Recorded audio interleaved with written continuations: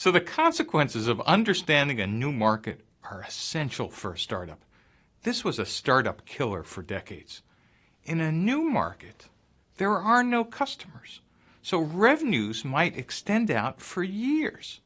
In fact, if you think about what happened during the dot-com bubble in the beginning of the 21st century, is every startup executed like they were in an existing market.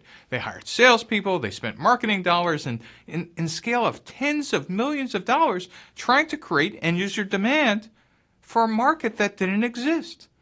Just imagine what would have happened if those startups would have parked their capital in a bank, getting interest, and doing guerrilla activities to help start the market, because the market wasn't there. There is no way any individual startup can accelerate technology diffusion. So for a new market to take off, lots of things external to your startup need to happen. Regulation needs to change, platforms need to become cheaper, customer tastes need to change, etc. The dot-com bubble was actually predicated on all of these things happening all at once, and they didn't.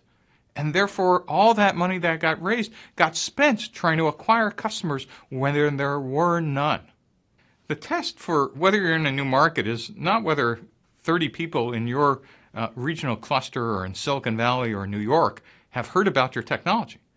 The real test is whether your grandmother in Omaha or Berlin or in Uganda actually have heard about the technology or the product or the market. And if the market doesn't exist there, you might be spending a lot of money trying to create a market where there is none. Premature spending is the killer for startups.